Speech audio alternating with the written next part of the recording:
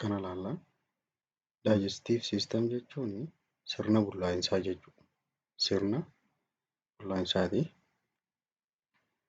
Learning objectivein yookaan boqonnaa kana fitte wantoonni ati beekuu qabdu the first one define digestive system. Digestive systemiin kun sirna bullaa'insaa jechuun maal akka ta'e ni ibsita. Digestive system orgaanota sirna kana keessatti nu gargaaran ni tarreessita. Describe accessory organ of digestive system. Digestive systemiin kun gosa lama jira. Warreen kaan basic jaaniini kun immoo accessory jaaniini. Isa accessory jaanii sanillee ni ibsita jedha. Ka gargaarsaa jaaniini. Ka biraa list layer of organ in alimentary canal. Karaalee nyaanni keessa dabru kana keessa laayera orgaanni kun qabu yoo kanatti adda babaasan bakka meeqatti akka adda bahu lafa keessa jira. Ka biraa metabolism digestive system qaama keessatti chemical reaction gaggeeffamu. Waan kana beekuu qabda jedha learning objectivein. Jalqaba digestive system jechuun sirna bullaa'insaa jechuudha. Sirna bullaa'insa soorataa. It is functions.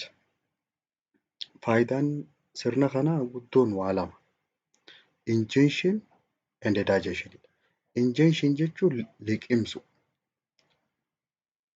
Ingestion jechuun adeemsa it is process of taking food into the mouth. Adeemsa nyaata afaan kaayattee afaan keessaan gad dabarsuudhaa santu ingestion jedhama. Digestioniin ammoo bulleessuu jechuudha. It is process used to change big food into little food. Isa duraan gurguddaa ture san gara xixiqqaatti caccabsuudha. Bulleessuu san. By using of two reaction. Karaa lamaani inni kun nyaanni gurguddaa ture kun xixiqqa jijjiirama. Karaa kana digestioniin karaa lamaan gaggeeffama. Tokko makaanikaali. Makaanikaal jechuun afaanumaan ilkumaan caccabsuu jechuudha. Keemikaal jechuun ammoo keemikaalaan enzaayimiidhaan caccabuudha. Digestive system and the body metabolism. Digestive systemii sirna bulla'insaatii fi akkaataa qaama kana keessa sooranni kun itti bullaa'u. There are two body metabolism in the digestive system. Sooranni qaama keessa gakkute kun sirna bullaa'insaa kana keessatti waa lama dalaga. Digestive systemiin kun qaamni kun niwutirantii irraa argachuu qabu akka argatuuf waa lama godha. Tokkoffaa absorption. Absorption jechuun xuuxamuu jechuudha. Xuuxamuu jechuun it is a molecule enter body via transport into blood. Karaa geejjibaatiin molekiilonni yeroo qaama keessa seenanii qaama keessa karaa dhiigaatti dabran santu absorption jedhama. Ni xuuxama jechuun nyaanni kun. Kasanirraa hafe immoo digestion. Digestion jechuun elimination jechuudha. Adeemsa ittiin xuraawaan qaamarraa bahu. Digestive systemiin sirni bullaa'insaa waa kana lamaan godha. Kaan ka qaamaa barbaachisu qaama keessa geesseeti xuuxee kasan jalaa hafe immoo xuraawaa baasa. Process of eliminating waste by forming feces or stool. Sagaraa uumuudhaan. San uumeeti xuraawaan bifa kanaan baha. Organ of digestive systemiin qaamoleen as jalatti hirmaatan sirna bullaa'insaa kana jalatti qaamoleen hirmaatan there are two basic components of organ of digestive system. Orgaanota sirna bullaa'insaa yeroo siin jaannu bakka gurguddaa lamatti dabalan. Gareen takka alimentary canal jaaniin. Alimentary canal jechuun karaa kana jechuun tuubboo tana afaanirraa kaasee hanga anasiitti bakka seenurraa ka'ee hanga bakka bahuutti karaa nyaanni keessa deemu kanaatu alimentary canal jedhama. Bu'oota afaanirraa ka'ee asiin akkatti nyaanni garaacha seenee marrimaan qal'aa, marrimaan furdaan achiin karaa inni bahu kanaatu alimantarii kaanaal. Aksesarii daayijestii orgaan kan jedhanii ka isa kanaa gargaaran ka akka liivarii, gool bilaadarii, paankiriis, dhannachoota warrootan kana. Alimentary canal kan jennuuni they are continuous coiled hollow tube. Tuubboo qalloo eega jalqabarraa kaate hanga xumuraatti addaan bakkatti dhaabbattu hin qabne ta walit jirtu tuubboo tanaani alimentary canal jedhaniin. Bo'oo jechuudha. Karaa nyaanni keessa deemu kun. Such as stomach, small intestine, large intestine, esophagus, pharynx. Isaan kanaan alimentary canal jedhama. Ujummoo tanaan. Accessory digestive organ kan jedhaniini karaa nyaanni deemu kanarraa ala ka hafe jechuudha. Garuummoo bullaa'insa soorataa keessatti warreen qooda fudhatu. Warreen akkam fa'aadha? They are everything else such as liver, akka tiruudha, gool bladder, ujummoo kiishaa hadhooytuudha, paankiriis, ka akka rajijiidha. Warreen kuni accessory digestive organ jedhama. Organ of digestive systemiin keessaa warreen alimentary canal jenneeni maawuziidha. Afaan, sanbooda liqimsituu, pharynxii, esophagus, stomach garaacha, small intestine marrimaan qal'aa, large intestine marrimaan furdaa, jiboota anasii. Maawuz jechuun maali? Afaan jechuun kuni oral cavity jedhama. Oral cavity jechuun banaa afaanii tana jechuudha. Inni kuni anatoomiin isaa qarqara kanarra liippii jira. Hidhii laabiyaa jedhaniini. Moggaa lamaaniin chiikii jira. Mallaa jechuudha. Maandibilii jira. A'ama fi maagzillaa. A'ama ka jalaatii ka gubbaa dubbachuu jira. Moggaa karaa keessaa yeroo laaltu haardi paaleetii jira. Wanni jajjabduu tana. Laagaa tana. Soofti paaleetii jira. Gara duwwaatiin yuuvullaa jira. Wanni akkana qarri gatteessu sun yuuvullaa jedhaniini. Ka biraa afaan kana keessa maaltu jira? Ilkee jira. Tiizii jira. Oral cavity it is space. Oral cavity jechuun banaa tana jechuudha. Banaa afaanii tanaanii oral cavity jedhaniin. Keessa afaanii kana maaltu jira? Wanni biraa arrabaa jira. Taangii itti attached to the mouth. Afaan kanatti maxxanee jira. Ka biraa boonii jira. Lafee. Lingual frenulum. Lafee jira isii tana walitti qabdee jirtu.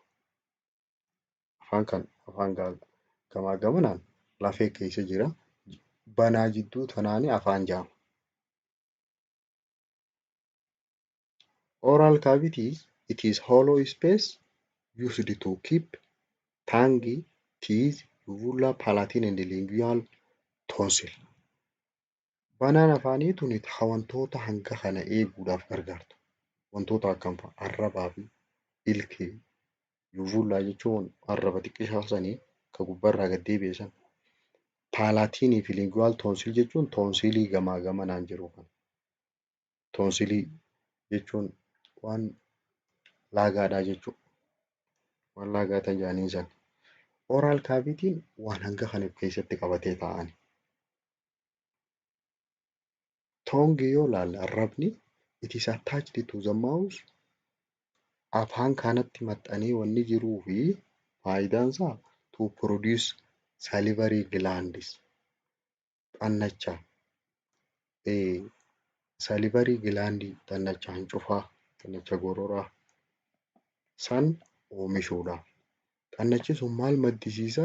Secrete saliva enzyme. Enzyme gorora keessa jiru san maddisiisa. Enzymiin sun it is used for chemical digestion of food. Nyaanni akka bullaa'uu fi nama gargaara. Nyaata bulleessa jechuudha. There are two basic types of tonsil. Tonsiliin gosa lamaa jira. Tonsiliin karri duubaa paalatiin tonsil jaaniin kara duubaatiin jira. Inni gamanaanu lingual tonsil jaaniini ka arraba duubaan jiru. Kanaan mul'ata malee ka paalaatiin tonsiliidhaa kun namaaf hin mul'atu. Tonsiliin gosa lamaan kanaa jira. Yeroo afaan addaan banate namni kan mul'atu lingual tonsilii kanaan mul'ata. Digestive function of the mouth. Maali faayidaan afaanii? Sirna bullaa'insaa kana keessatti afaan dalagaan isaanii tokko mastication alanfachuu. Mastication jechuun alanfachuu or chewing of food. Nyaata alanfachuu mixing food with saliva nyaata alanfatamu san gurraa wajjin hancufaa wajjin waliin makuu initiation of swallowing by tongue arrabaan akka liqinfamu eegalchiisuu kan biraa test receptorii afaan kana keessa jira. Miir fuudhoo yookaan receptara dhandhammiidha. Inni mi'aawaa fi inni hadhaawaa waan adda baasa santu achi keessa jira. Chemical digestionii fi mechanical digestionii gaggeeffama afaan kana keessa. Afaan keessatti. Mechanical digestion jechuun adeemsa it is the process of food is broken down by teeth. Adeemsa nyaanni ilkumaan caccabu jechuudha. Mechanical jaaniin akkuma nama ofii caccabsuu jechuudha. This process is called chewing jedhama. Alanfachuu jedhama. Chemical digestioniin ammoo adeemsi bullaa'insa soorata keemikaalaan gaggeeffamu kuni is the process of food is mixed with saliva. Hancufaa wajjin waliin makamee gurraa wajjin waliin makamee and starch digestion began. Nyaanni kaarboohayidireetii qabu nyaanni mimmi'aawaan bullaa'insi isaa kan jalqabu afaanuma keessaa eegala bullaa'insi isaa. Kanaafuu chemical digestionii fi mechanical digestioniidhaatu afaan keessa gaggeeffama jechuudha. Yeroo afaan bira gakkunne wanni itti aanu faarnaksiidha. Faarnaksiin anatoomiin isaa faarnaksiin kutaa sadii qabdi. Naasofaarnaksii, oorofaarnaksii fi laarinjoo faarnaksii jaaniin. Naasofaarnaksiin digestive systemii keessatti ni hirmaattu. Oorofaarnaksiidhaa fi laarinjoo. Oorofaarnaksiin it is found posterior to oral cavity. Bana afaanii tana gara duubaatiin argamti. Laarinjoofaarnaksiin ammoo it is found posterior to the lungs. Posterior to larynx. Laarnaksiidhaa fi faarnaksiin bakka itti walitti dhufan sanii laarinjoo faarnaksii jaaniin. Faayidaan laarinjoo faarnaksiidhaa it is used to connect to esophagus. Isoofagasiidhatti nyaata gad dabarsuudha faayidaan faarnaksiidhaa. Nyaanni akka asiin gad dabru godhu. Laarinjoo faarnaksiin faayidaan isaa akka nyaanni gad dabru godhu. Maali faayidaan faarnaksiidhaa? Function of pharynx is it is used to passageway karaa keessa dabru for both air and food. Qilleensaa fi nyaataafis karaa nyaanni keessa dabru karaa qilleensi keessa dabru. It is used to move food to esophagus. Nyaata kana karaa isoofagasiitti gad dabarsu. Adeemsa kamiin? Amma gaa takka liqinfamnaani ulee adeemsi nyaanni ittiin gad deemu suni peristalaayisis jedhaniin. Adeemsi sun peristalaayisis jechuun karaa gubbaatiin kontiraaktii tahaa jalaan bal'achaa deemu. It is muscle contraction by longitudinal inner layer and circular outlier. Faarnaksiin kun hoggaa taa'u laayerii abbaa lama qaba. Laayerri kun karri keessaa longitudinaaliidha. Akkana gadoodha. Longitudinaal jechuun gadoodha akkatti. Outer laayeriin ammoo inni karaa alaatiin jiru sarkulaariidha. Itti maramee jira akka geengootti. Kanaafuu nyaanni hoggaa bira gakkute duubaa walitti cufamaa deema. Adeemsi kun maal jaaniini? Peristalaayisis jaaniin. Adeemsi nyaanni isoofagasii keessaa karaa istomaakiitti itti gad dabru kun faarnaksii irraa gara isoofagasiitti itti gad dabru kuni Peristalaayisis jedhaniin. Faayidaan faarnaksiidhaa maali? Akkuma asirra mul'atu kana faayidaan faarnaksii nyaata gad dabarsuu. It used to move food to esophagus by muscle contraction. Muscle contractionii. Peristalaayisis jechuun akkana. Peristalaayisis jechuun wave like contraction jedhaniin. Adeemsa dambalii fakkaatu. Wal addaan hin dhaabbatu. Harri gubbaa walitti cufamaa deema. Karaa duraatiin banamaa deema. Nyaanni akkasii keessa gad dabara jechuudha. Yeroo faarnaksii bira ga'utti esophagus dhufta. Esophagasiin tuubboodha. Tuubboo faarnaksii irraa kaatee istomaakii dhaabbattu. Saniini esophagus jedhaniin. It is extended from pharynx to stomach. Faarnaksii irraa kaateeti istomaakii dhaabbatti. It pass through diaphragm. Bakki isiin keessaan gabbaatu istoomaakii osoo hin dhayineen dura diyaafiraamiidhaa jira. Jala kan akkana labbaa galee isa kana urteeti keessaan gabbaati. Diyaafiraamiin akkanatti itti maramee jira jechuudha. Kanatti inni kana labbaa jira. As keessaan akkana akkas seenti jechuudha. It is used for conduct food. Faayidaan esophagasiidhaa tuubboodha. Tuubboon tun faayidaan isii wooma takka qofa numa dabarsu. Nyaata gad dabarsu. Adeemsi isiin ittiin dabarsitu kunis peristalaayisis. It is used to passageway for food only. Nyaata qofa dabarsiti. Karaa nyaataati fi karaa dhugaatiidhaa qofa esophagasiin. Malee qilleensichi hin dabru. Karaan qilleensaatii fi karaan nyaataa adda makee jechuudha. Esophagus jechuun tuubbootaan. Tuubboo istoomaakii gubbaa jirtu tun. Yeroo esophagasii bira ga'utti inni J-shapii fakkaatu kataa kuni istoomaakidha. Istoomakiin it extends from gastroesophageal sphincter to pyloric sphincter. Garaacha wanni jedhaniin gastroesophageal sphincter jechuun bakka kana jirti. Bakka garaachaa fi esophagasiin itti walitti dhuftu achirraa ka'eeti hanga pyloric sphincter jechuun bakka marrimaan qallaan irraa eegalan hanga jidduu wanni jiru kuni istoomaakii jedhama. Istoomakiin garaachi kun it is used to chemical digestion food. Nyaata dabarsuudhaaf akkasumas keemikaalaan bullaa'uun soorataa achi keessa gaggeeffama. Sirni bullaa'insaa as keessa gaggeeffama. Istoomakiin kun paartii qaba. Paartiin asiin jirtu kuni kaardiyaak jedhaniini. Asiin akkanatti irraa ol ba'e karaa mataa kun fandasii jedhaniini. Kun ammoo asirraa kaasee hanga asiitti guddaan kun boodii jedhaniini. Maddiin isaatu tun asiin paayiloras jedhaniini. Sababni paayiloras jedhaniif bakka kanaan paayilorik sphincteriin sababa kanaaf dhufte. Istoomakiin it have three parts. Kun paartii sadii qaba. Istoomakiin kutaa sadii qaba. Fandas jechuun gubbaa tana. Bodii jechuun walakkaa tana karaa guddaa kana. Sadaffaan paayilorasii. Paayilorasii jechuun karaa asitti ataanu kana. Kutaa sadiin tana qaba. Yeroo achirraa kaate small intestine dhufta. Kun ammoo suuraan large intestineeti malee small intestineeti miti. Small intestinein as keessa akkana jira. Garaacharraa ka'eeti as keessa akkana guutee asiin marrimaan furdaa dhaabbata. It is extended from pyloric sphincter to parts of large intestine at ileocecal valve. Marrimaan qallaan isaa fi jidduu jira. Pyloric irraa garaacharraa bakka pyloric jedhaniin sun achirraa ka'eeti ileocecal valve jechuun bakka kana. Bakka marrimaan furdaa fi qallaan itti walitti dhufan.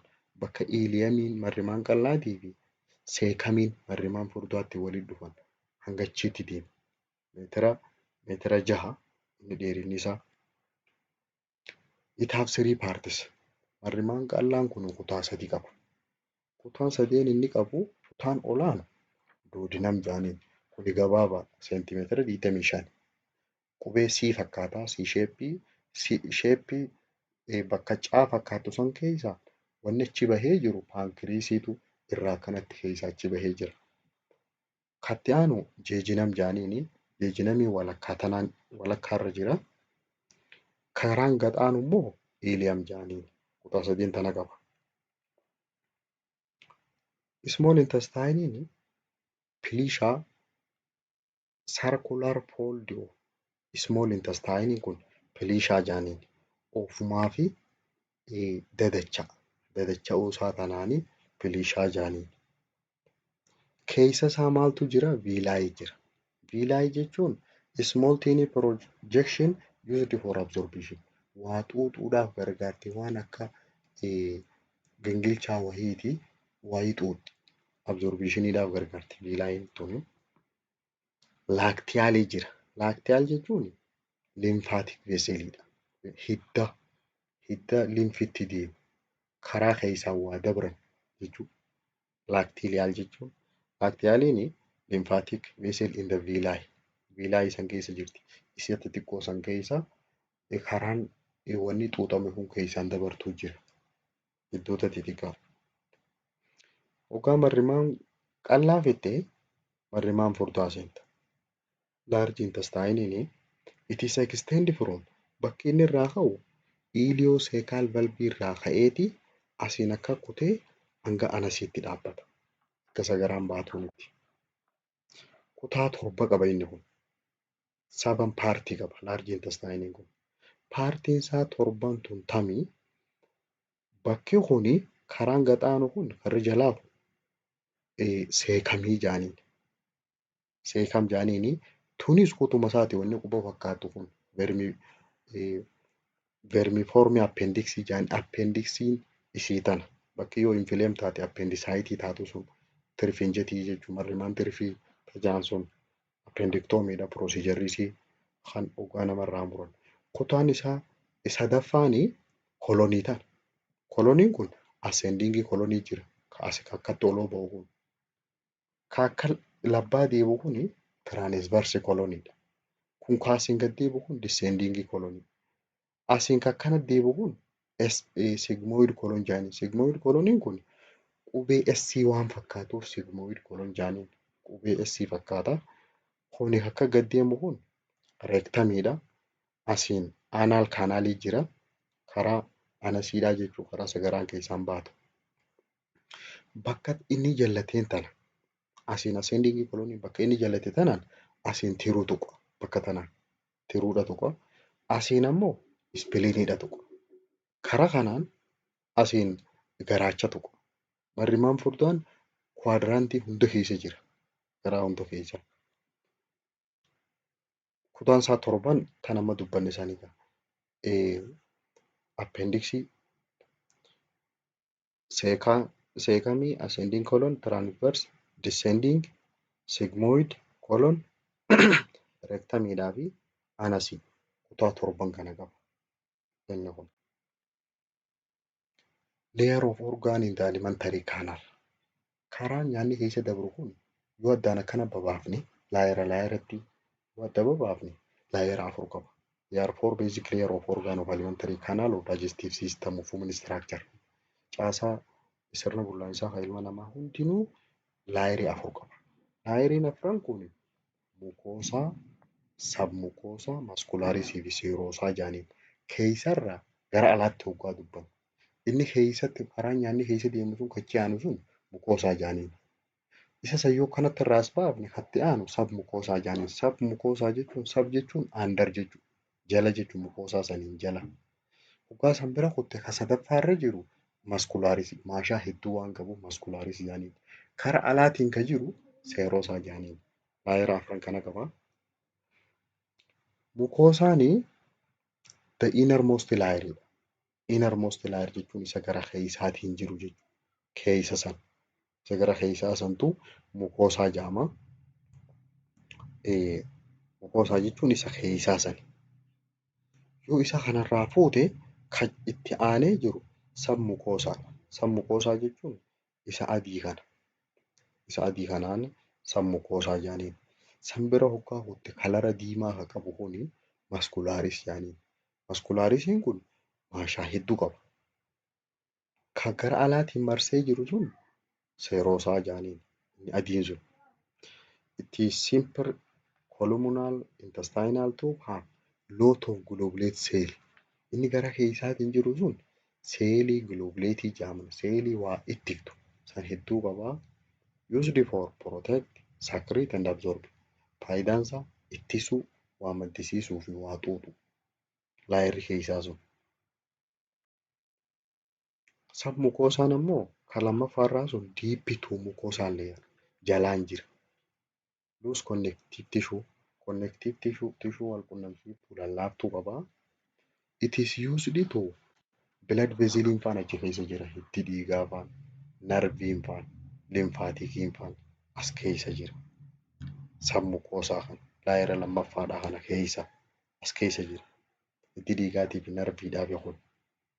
Isa kanaatu mucoosaa sana ajaja jechuudha. Kan sadaffaadhaa immoo muscularis smooth muscle layer qaba. Maashaalee lallaafaa qabaa. It is found in inner circular layer. Karaa keessaatiin kan keessaa innumaan kun muscularisiin kun akka lamatti wal gubbaa tolfame. Inni gara keessaatiin jiru sarkulaaridha. Geengoo fakkaata. Kan gara alaa immoo longitudinaalidha. Longitudinaal jechuun akkanatti irra oloodha jechuudha diriiraa. Karaa wanni sun deemu jala deemti. Yoo tuubboon akkasii gad deemte wajji deema jechuudha. Karaa keessaatiin ammoo geengoodha. Layer of elementary canal keessaa inni xumuraa inni gara alaatiin jiru seeroosaa. Seeroosaan the outermost layer kan gara alaatiin jiru it have visceral peritoneum and serous membrane. Waa kana lamaan qaba. Visceral peritoneum jechuun isa maashaa peritoneal cavity kanaan wajjin wal tuqu jechuudha. Karaa alaatiin kan jiru visceral jedhaniin san qabaa. Kan kanatti irraa ol solloqu kana visceral jedhaniini fi serous membrane qaba. Membrane adii qaba. Amma egaa basic yookaan elementary canalii finnee jira. Accessory organ of digestive system ilaala. Accessory organ of digestive systemiin abbaa sadii. Isaanis gallbladder, liver fi pancreas. Gallbladder jechuun isa kana magariisa kana keeshaa dhohitu jechuudha. Liveriin tiruu jechuudha. Isii biroon kalarii qabdu kana. Pancreasiin ammoo as jalaan jirti. Akkanatti asiin baala mukaa fakkaatti achi deemtu saniin pancreas jedhanii. Bakki baayiliin tuni ittiin marrimaan qal'aa seentu tuubboodhaa jira. As keessa daktii jira. Ujummoo jechuudha. Warreen accessory organ jedhaniin isaan kana sadiini. Gallbladderiin maali faayidaan isii? Gallbladder is used to store bile from liver. Faayidaan ujummoo keesha sanii hadhooytuu tana walitti kuusu. Hadhooytuu tiruu keessatti oomishamtu kana faayidaan tiruudhaa ishii kana oomishu produce bile. Gallbladderiin ammoo isii kana kuusu hanga yeroon geessutti. Achi keessatti oomishamtee achi keessa walitti qabamti. Gallbladderii keessa walitti qabamti. Liverii keessatti oomishamti. It is served to emulsify fat. Faayidaan isii maali? Faatii kana bulleessu. Yoo nyaanni namtichi nyaate osoo deemuu nyaanni faatii qabu bakka kana dhufee asitti bulleessiti. Achirraatti gad dhufteeti marrimaan qal'aa kana keessatti faatiin garaacha keessatti hin bullaa'u. Marrimaan qal'aa keessa achi bulleessiti. It composed of bilirubin and cholesterol. Isiin hadhooytuun tuni waa lama qabdi. Bilirubin waan jaan qabdi. Cholesterol waan jaan qabdi. Qabiyyeen isii waan kana lamaan. Isii kana lamaan qabdiif keessa. Bile in the liver. Amma egaa hadhooytuun tuni tiruu keessatti oomishamte. San booda bile ductidhaan bile duct jechuun ujummoo qabdi. Ka tiruurraa kaatee karaa gallbladderiitti deemtu tiruurraa kaatee gad deemtu kalara magariisaa qabu kana. As keessa dhufteeti San booda hepatic ductii deetti. Hepatic ductii jechuun ishii tana. Hepatic ductiin. San booda join with cystic duct. Cystic ductiidhaan wajjin walitti dhufti asitti. Cystic ductii jechuun gool bilaadariidhaa kana ujummoo tana cystic duct jaaniin. Asii walitti dhufteeti forms from the gallbladder to form common bile duct. San booda ujummoo takka walitti taatee empty bile into duodenum. San booda asiin keessaa gad yaati jechuudha. Baayiliin tun achi keessatti oomishamtee asiin gallbladder keessa kuufamte. San booda waggaa deemuu barbaadde ujummoo tana lamaan fayyadamtee asiin gabbaati. Empty bile into duodenum. Karaan isiin itti baatu duodenum jechuun kutaa marrimaan qal'aati.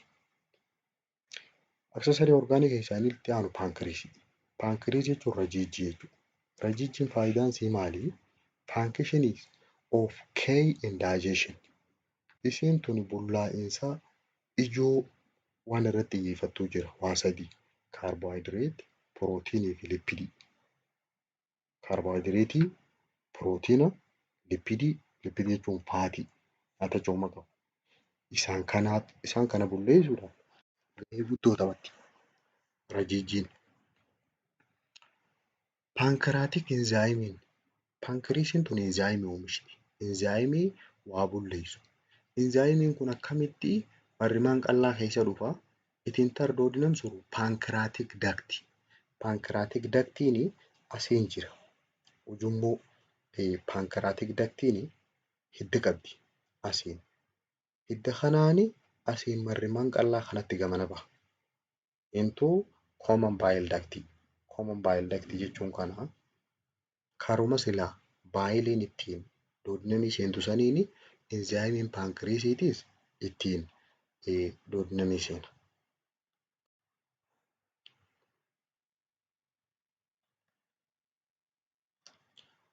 Okay. Amma gaawwanni hangammaa ilaale digestive system jechuun sirna bullaa'insaa jechuudha. Orgaaniin digestive systemiidha.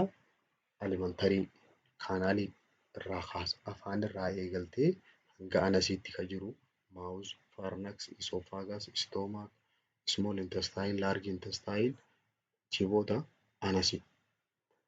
Warreen aksesarii orgaan jaaniin ammoo aksesarii orgaaniin liivarii, gallbladderii, paankiriisii warreen akkanaa kana. Layer of organ in alimentary canal layerii 4 qaba. Mucoosa, submucosa, musculaarisii fi seeroosaadha.